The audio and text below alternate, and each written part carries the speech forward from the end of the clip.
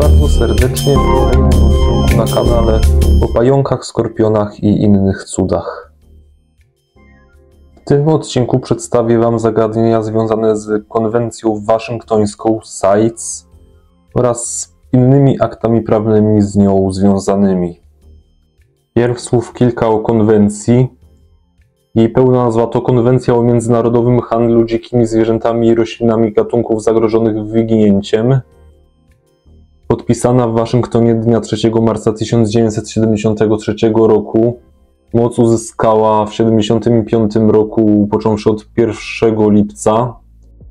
Polska z jej stroną od 12 grudnia roku 1989, z mocą od 12 marca roku 90. Cechą charakterystyczną tej konwencji jest podział gatunków na 3 grupy. Każda grupa jest umieszczona w załącznikach od 1 do 3. Pierwszy z nich obejmuje wszystkie gatunki zagrożone wyginięciem, które są lub mogą być przedmiotem handlu. Handel ten powinien być poddany reglamentacji dla zapobieżenia dalszego zagrożenia istnienia tych gatunków. Jest dopuszczalny tylko w szczególnych okolicznościach. Załącznik drugi obejmuje z kolei te gatunki, jakie obecnie nie są zagrożone wyginięciem, niemniej mogą stać się nim zagrożone, jeśli handel nie zostanie poddany reglamentacji dla zapobieżenia eksploatacji nie dającej się pogodzić z utrzymaniem tych gatunków. Załącznik ten obejmuje też gatunki, które należy objąć reglamentacją dla skuteczniejszej kontroli handlu tymi okazami. Z kolei załącznik trzeci obejmuje te gatunki, dla których jedna ze stron konwencji uzna swoją właściwość do objęcia ich reglamentacją dla zapobieżenia lub ograniczenia eksploatacji tych gatunków, a ta eksploatacja wymaga współpracy innych stron w jej zakresie kontroli handlu. Artykuły 3, 4 i 5 właśnie opisują zasady reglamentacji handlu takimi okazami.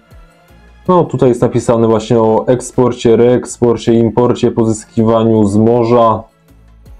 Najważniejsze to w takich sytuacjach jest uzyskać stosowne zezwolenia, a do tego trzeba przedstawić odpowiednie dokumenty, uzyskać odpowiednie opinie, że nie zagraża to zwierzęciu, że nie stanowi jakichś zagrożeń dla populacji żyjących w naturze, że zostało to wszystko wykonane zgodnie z prawem danego państwa.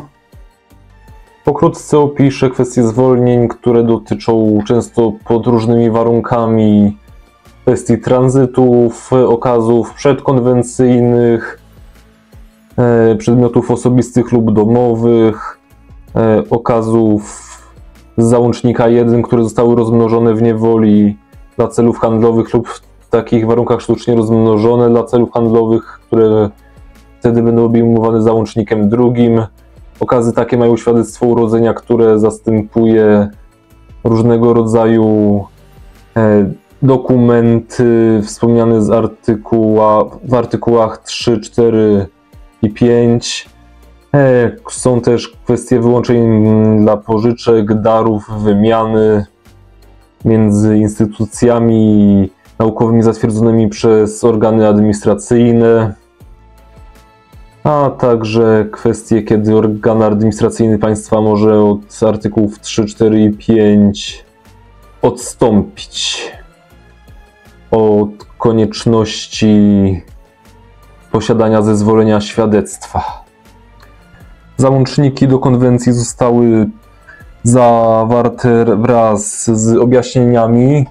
Ustęp 1 dotyczy gatunków włączonych do załączników, dotyczy ich opisu poprzez nazwę gatunku albo jako wszystkie gatunki zaliczone do wyższego rangu taksonu lub wskazane jego części.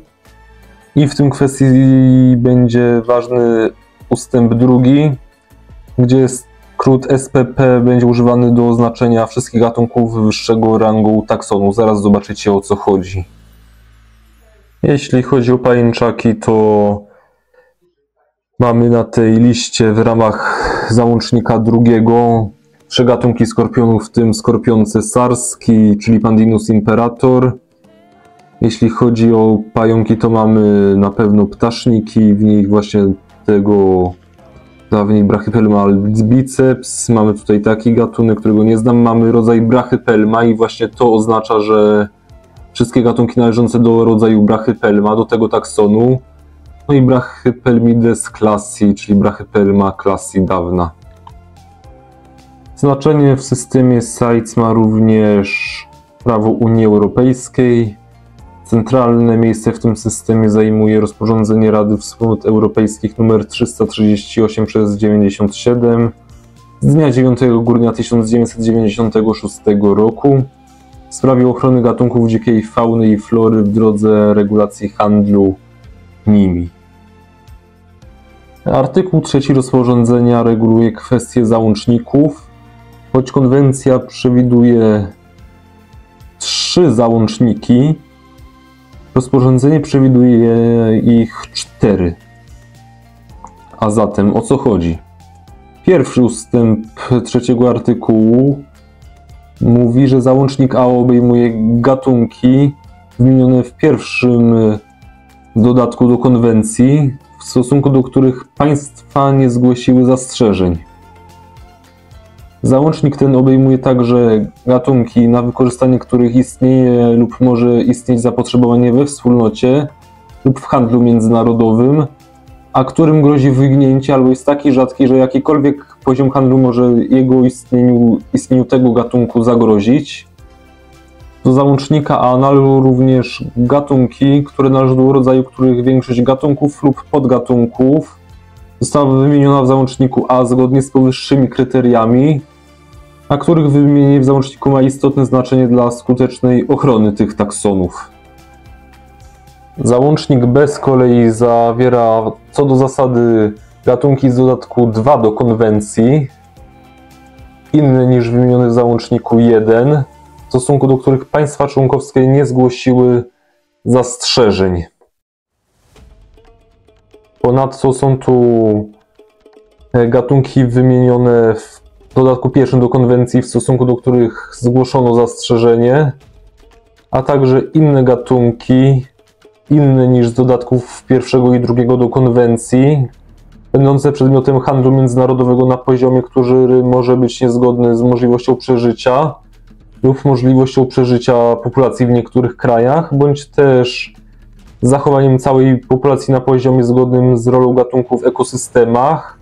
W załączniku są też gatunki, których wymienienie w załączniku z powodu ich podobieństwa w wyglądzie do innych gatunków wymienionych w załącznikach A lub B ma istotne znaczenie dla zapewnienia skuteczności kontroli handlu okazami takich gatunków. W załączniku tym też są gatunki, w stosunku do których ustalono, że wprowadzenie żywych okazów do siedlisk przyrodniczych we wspólnocie stanowiłoby zagrożenie ekologiczne dla rodzimej fauny i flory.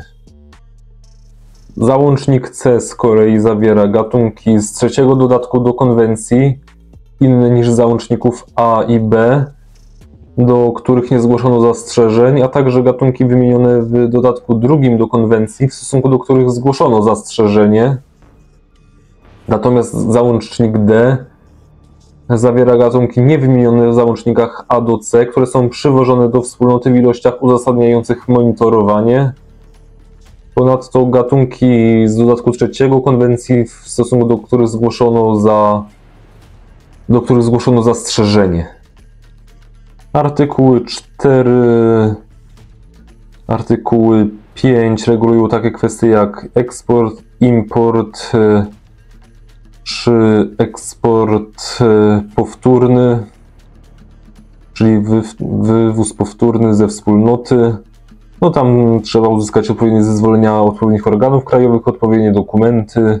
No jak podobnie jak w konwencji było tam podobne opinie trzeba uzyskać itp. To nie ma sensu, bym to teraz wszystko tłumaczył. Tutaj jakieś kwestie formalne i odstępstwa.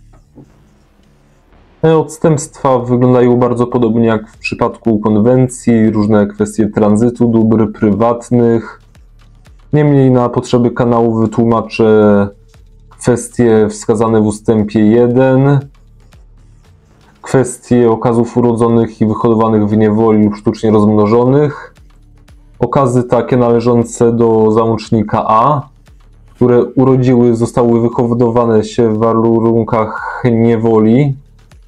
Poza kwestią artykułu 8 będą traktowane jako te okazy należące do załącznika B.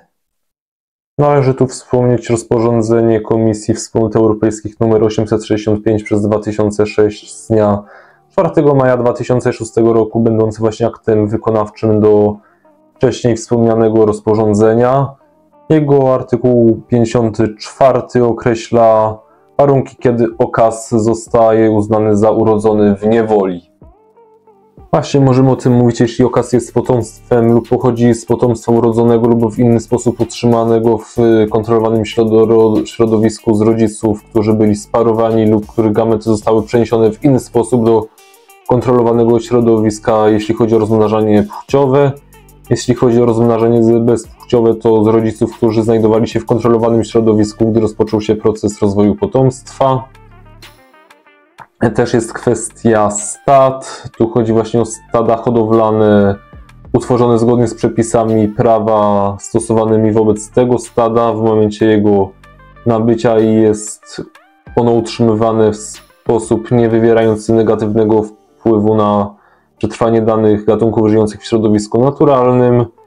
Jest jeszcze kwestia stada hodowlanego utrzymywanego bez wprowadzenia okazów żyjących w naturalnym środowisku, za wyjątkiem sporadycznego dodawania zwierząt, jaj czy gamet zgodnie z przepisami w sposób nie wywierającego negatywnego wpływu na przetrwanie tych gatunków w środowisku naturalnym, z jednym z tych celów, aby właśnie zapobiec endogamii, czyli chowowi wsobnemu, przy czym musi to być ściśle określone potrzebą dodania nowego materiału genetycznego. Tam jeszcze jeśli wprowadzamy zwierzęta skonfiskowane w celu ich rozdysponowania, jeśli jeszcze są wyjątkowe przypadki w celu wykorzystania jako stada hodowlanego właśnie tych zwierząt wprowadzonych do tego wcześniejszego stada z natury. Ponadto jeszcze jest kwestia stada hodowlanego samodzielnie, które wydało na świat drugie lub kolejne pokolenia w tym kontrolowanym środowisku lub jest zarządzane w sposób, który gwarantuje wydanie w kontrolowanym środowisku potomstwa drugiego pokolenia. O co chodzi z artykułem 8? Gatunek z załącznika A, nawet jeśli jego okaz został urodzony w niewoli i powinien być traktowany jako okaz z załącznika B, nadal będzie podlegał przepisom dotyczącym gatunków z załącznika A, ilekroć chodzi o kwestię handlu. Zgodnie z artykułem B gatunki należące do załącznika A objęte są zakazem właśnie kupna, oferowania, kupna, sprzedaży, oferowania do sprzedaży itp. Są zatem wyłączone niemalże z handlu. Ten handel jest poddany restrykcjom, bardzo dużym restrykcjom.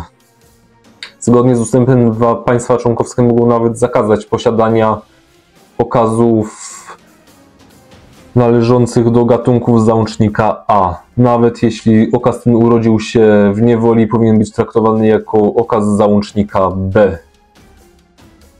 Natomiast w drodze wyjątku organ państwa administracyjnego może okazom z załącznika A indywidualnie po rozpatrzeniu okoliczności wymienionych w rozporządzeniu przypadkach zezwolić na handel takim okazem. Na pewno w naszym przypadku będzie ważne wspomnienie punktu C, że został taki okaz wprowadzony do wspólnoty zgodnie z przepisami niniejszego rozporządzenia i nie będzie on służył celom niezgodnym z interesem tego gatunku, czyli kwestią przeżycia tego gatunku. Interesować nas też będzie punkt D, czyli są to okazy urodzone w niewoli, rozmnożone sztucznie, wówczas organ może także zezwolić na handel tymi okazami. Komisja ponadto może wprowadzić pewne ogólne odstępstwa od wcześniej wspomnianych zakazów z ustępu 1 na warunkach z ustępu 3, a w przypadku odstępstw od zakazów w stosunku do okazów załącznika A zgodnie z artykułem 3 ustęp 1 litera B dotyczy to gatunków należących właśnie do rodzaju, których większość gatunków lub podgatunków jest wymieniona w załączniku A zgodnie z pozostałymi powyższymi kryteriami tego artykułu 3, a których wymienienie w tym załączniku ma istotne znaczenie dla skutecznej ochrony tych taksonów. Ponadto należy wspomnieć, iż zakazy z ustępu 1 mają też zastosowanie do okazów z załącznika B, oprócz przypadków, kiedy można udowodnić w sposób zadowalający właściwy organ administracyjny danego państwa członkowskiego, że gatunki takie zostały pozyskane, a jeśli są spoza wspólnoty, że zostały wprowadzone na jej teren zgodnie z prawodawstwem dotyczącym dzikiej fauny i flory. Mamy w rozporządzeniu właśnie przepisy dotyczące przewozu takich zwierząt, znowu jakieś zezwolenia, opinie, odpowiednie organy. Tu nie będę już się rozwodził, bo to nie ma najmniejszego sensu. Właśnie kwestie wydawania świadectw, ważność świadectw, tego nie będę tłumaczył, miejsca wprowadzenia i wywozu, organy administracyjne i właśnie to może być bardzo ważne. Zgodnie z tym artykułem każde państwo wyznaczy organ administracyjny, zasadniczo odpowiedzialny za wykonanie niniejszego rozporządzenia i kontakty z komisją. Mogą też wyznaczyć dodatkowe organy administracyjne lub inne organy, które będą pomagać w wykonywaniu, w którym to przypadku ten organ zasadniczy będzie odpowiedzialny za przekazywanie organom dodatkowym wszelkich informacji, jeśli wymaga tego stosowanie niniejszego rozporządzenia. Ponadto każde państwo ma wyznaczyć 1 lub więcej organów naukowych o odpowiednich kwalifikacjach, których obowiązki będą odmienne od zadań jakiegokolwiek wyznaczonego organu administracyjnego. To też potem dopowiem, o co tutaj chodzi z tymi organami. O ile rozporządzenie samo w sobie jest wiążące, nie wymaga implementacji w drodze ustawy krajowej, to czasem wymaga pewnego doprecyzowania w ustawie krajowej, w tym przypadku wyboru organu, bo wiadomo, że organy unijne nie będą mówić państwom członkowskim, który ich organ będzie odpowiedzialny, więc państwo członkowskie samo sobie taki organ wybiera na mocy tego rozporządzenia. Teraz właśnie patrzymy na spis tych gatunków objętych poszczególnymi załącznikami od A do C. Tutaj właśnie mamy pajęczaki i właśnie w załączniku B znajdują się na pewno rodzaj brachypelma, rodzaj poekiloteria i rodzaj tiltocatl wyłączony kiedyś z rodzaju brachypelma. Natomiast w załączniku C mamy gatunek Caribena versicolor. To są właśnie ptasznikowate, właśnie jeśli chodzi o pająki.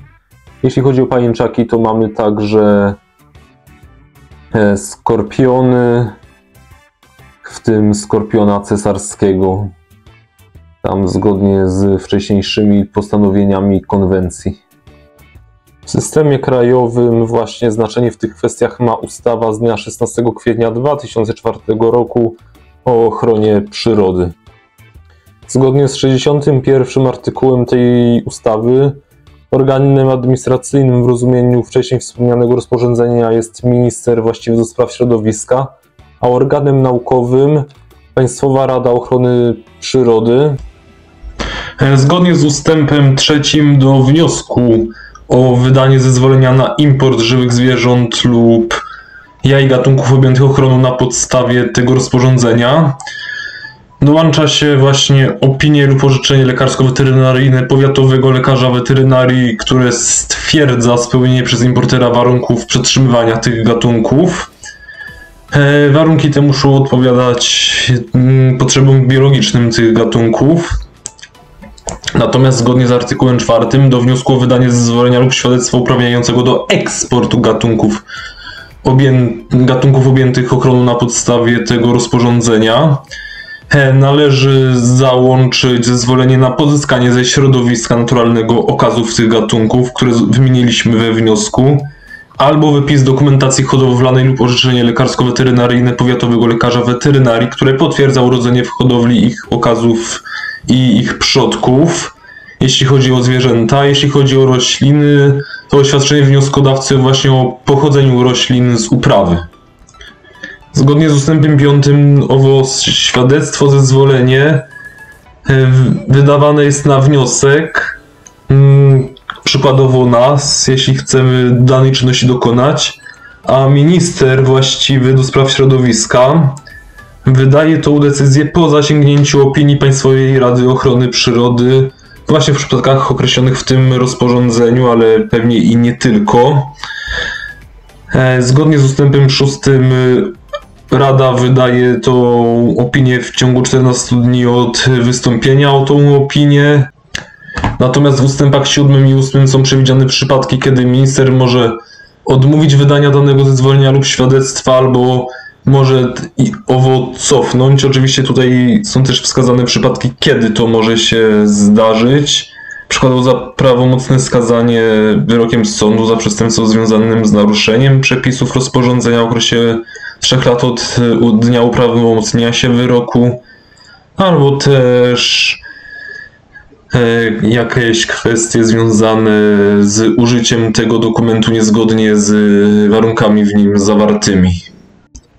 Ważny dla nas będzie artykuł 64 tej ustawy. Zgodnie z jego ustępem 1 posiadacz płazów, gadów, ptaków i ssaków należących do załączników A i B wcześniej wspomnianego rozporządzenia jest obowiązany pisemnie zgłosić je do rejestru. Nie dotyczy to roślin ani bezkręgowców oraz ryb, o tym dopowiem za chwilę. Ustęp 2 właśnie przewiduje wyłączenia z tego obowiązku dla ogrodów zoologicznych, podmiotów prowadzących działalność handlową w tym zakresie, podmiotów, które czasowo przetrzymują zwierzęta w celu leczenia i rehabilitacji, centralnego azylu dla zwierząt. Ustęp 3 przewiduje, że rejestr ten prowadzi starosta właściwy ze względu na miejsce przetrzymywania zwierząt lub prowadzenia ich hodowli. Należy przez to rozumieć również prezydenta miasta, jeśli chodzi o powiat grodzki, o miasto na prawach powiatu. Ustęp 4 przewiduje dane, jakie powinien zawierać ten rejestr. My skupimy się na punkcie 11, który mówi o numerze i dacie wydania zezwolenia na import zwierzęcia do kraju, albo zezwolenia na schwytanie zwierzęcia w środowisku, albo dokumentu wydanego przez powiatowego lekarza weterynarii potwierdzającego urodzenie zwierzęcia w hodowli, albo innego dokumentu stwierdzającego legalność pochodzenia zwierzęcia, czyli przykładowo zaświadczenie z hodowli. Ustęp 5 mówi, że mamy 14 dni na zgłoszenie zwierzęcia do rejestru od momentu jego nabycia. Zgodnie z ustępem 6 należy złożyć wraz z wnioskiem o wpis kopię wcześniej wspomnianego dokumentu. Należy też zgłaszać zmiany w przypadku, gdyby takie zaszły. Za wpisanie do rejestru otrzymamy wpis, potwierdzenie pisemne tego faktu. Ponadto, co ważne, zgodnie z ustępem 9, podmioty, które handlują tymi dzikimi zwierzętami, obowiązane są nam przekazać dokumentację dotyczącą tych zwierząt. Chodzi tutaj też o ryby, bezkręgowce i rośliny załączników A i B, gdyż chociaż nie trzeba ich rejestrować, to należy posiadać ich dokumenty. Dokumenty potwierdzające ich pochodzenie. Teraz omówimy przepisy karne. One pochodzą zarówno z zakresu wykroczeń, jak i prawa karnego. Zgodnie z artykułem 27 w naszym przypadku interesować nas będzie punkt 3, czyli kto umyślnie nie zgłasza do rejestru posiadanych lub hodowanych zwierząt według przepisu 64, o którym wcześniej mówiłem, podlega karze aresztu albo grzywny. To jest przepis wykroczeniowy. Tutaj mamy 127a, to nas nie obchodzi póki co, bo to nie dotyczy naszych przepisów, które omawialiśmy teraz. Zainteresuje nas artykuł 128, który mówi właśnie o wywożeniu zwierząt bez wymaganych dokumentów. Punkt 1 właśnie mówi o sytuacji z artykułu 61 ustęp 1, kiedy przez granicę Unii Europejskiej przewozimy bez danego dokumentu zwierzę, które podlega na podstawie tego rozporządzenia europejskiego o ochronie. Są tutaj też sankcjonowane inne przepisy tego rozporządzenia. Za ich złamanie grozi nam, zgodnie z tym artykułem, kara od 3 miesięcy do 5 lat pozbawienia wolności. Jest to zatem artykuł z zakresu prawa karnego. Jeszcze ważny będzie artykuł 128a, też przepis karny, bo kto handluje okazami gatunku podlegającego ochronie na podstawie przepisów tego rozporządzenia w liczbie większej niż nieznaczna, w takich warunkach lub w taki sposób, że ma to wpływ na zachowanie właściwego stanu ochrony przyrody, podlega karze pozbawienia wolności od 3 miesięcy do 5 lat, a jeśli ktoś działa nieumyślnie, to karze pozbawienia wolności do lat 2. Zgodnie z artykułem 129 w razie wskazania za wymienione przestępstwa lub ukarania za wskazane wykroczenia sąd może orzec przypadek przedmiotów służących do popełnienia wykroczenia lub przestępstwa oraz przedmiotów, roślin, zwierząt, grzybów pochodzących z wykroczenia lub przestępstwa, nawet jeśli nie stanowią własności sprawcy, a także sąd może orzec obowiązek przywrócenia stanu poprzedniego, a jeśli nie byłby on wykonalny, nawiązkę w wysokości 110 000 złotych na rzecz organizacji społecznej właśnie działającej w zakresie ochrony przyrody lub właściwego ze względu na miejsce popełnienia wykroczenia lub przestępstwa Wojewódzkiego Funduszu Ochrony Środowiska i Gospodarki Wodnej. Zgodnie z artykułem 130 właśnie sąd doręcza ministrowi właściwemu do spraw środowiska odpis wyroku o przypadku tych okazów tych gatunków objętych ochroną na podstawie tego rozporządzenia, a jeśli nie są one objęte ochroną na podstawie tego rozszerzenia, to regionalnemu dyrektorowi ochrony środowiska właściwemu ze względu na miejsce popełnienia wykroczenia lub przestępstwa, właśnie jeśli nie dotyczy to gatunków objętych ochroną na podstawie tego rozporządzenia europejskiego.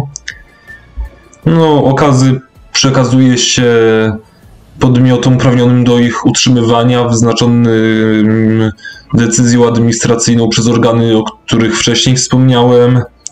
I organy administracyjne te mogą także zarządzić w drodze decyzji administracyjnej na koszt skazanego odesłanie okazów gatunków, wobec których przypadek orzeczono do państwa, z którego dokonano ich przewozu, a regionalny dyrektor ochrony środowiska może zarządzić w drodze decyzji administracyjnej na koszt skazanego uśmiercenie zwierząt lub zniszczenie roślin lub grzybów, gatunków obcych stanowiących własność sprawcy. Jeszcze wspomnę o artykule wykroczeniowym 131. Zgodnie z jego pierwszym punktem, kto prowadząc działalność gospodarczą właśnie w zakresie handlu zwierzętami gatunków podlegających ochronie na podstawie rozporządzenia europejskiego, każda osoba, która właśnie nie posiada lub nie przekazuje odpowiedniej dokumentacji stwierdzającej legalność pochodzenia takiego zwierzęcia, podlega karze aresztu albo grzywny. Jeszcze wspomnę, że zgodnie z artykułem 19 Kodeksu Wykroczeń kara aresztu trwa najkrócej 5 dni, najdłużej 30 dni i wymierza się ją w dniach. Natomiast kara grzywny wynosi od 20 do 5 tysięcy złotych, chyba że ustawa stanowi inaczej. Natomiast zgodnie z artykułem 37 Kodeksu Karnego kara pozbawienia wolności trwa najkrócej miesiąc, najdłużej 3 lata, wymierza się ją w miesiącach i latach. W tym odcinku to już wszystko. Dziękuję Wam bardzo za oglądanie. Mam nadzieję, że się podobało. Proszę zostawcie komentarz, suba i łapkę w górę. Zapraszam Was także na mojego Instagrama, link znajdziecie w opisie. Kolejne odcinki już niebawem. Mam nadzieję, że Wam się podobało jeszcze raz. Do zobaczenia w kolejnych odcinkach. Cześć!